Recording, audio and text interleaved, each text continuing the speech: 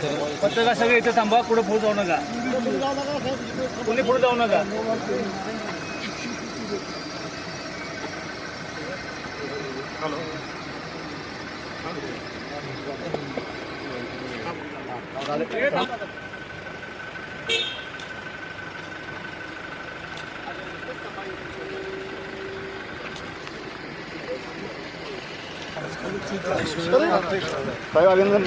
पूर्ण महाराष्ट्रामध्ये नगरपालिकेचे निकाल हे जाहीर झालेले आहेत आणि त्यामध्ये सांगली जिल्ह्यातील पलूस कडेगाव विधानसभा मतदारसंघातील माझ्या मतदारसंघातील पलूस नगरपालिकेचा निकाल हा नुकताच जाहीर झालेला आहे आणि मला आनंद होतो आणि की पलूस नगरपालिकेवर पुन्हा एकदा स्वर्गीय पतंगरावजी कदम साहेबांच्या विचारांचा वारसा हा कायम पलूसच्या जनतेने ठेवलेला आहे आणि पलूसचे नगराध्यक्ष हे काँग्रेस पक्षाचे हे विजयी झालेले आहेत आणि एकूण 20 नगरसेवकांपैकी 15 नगरसेवक हे काँग्रेस पक्षाचेही विजय या ठिकाणी झालेले आहेत. मी पलूस शहरातल्या सर्व नागरिकांचे आणि सर्वसामान्य लोकांचे मनापासून या ठिकाणी आभार मानेल.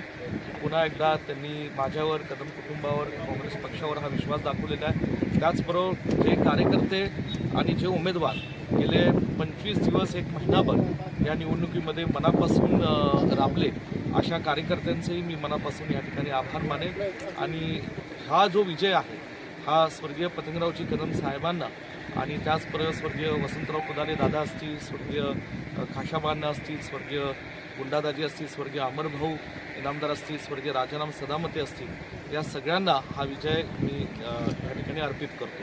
धन्यवाद. थँक्यू.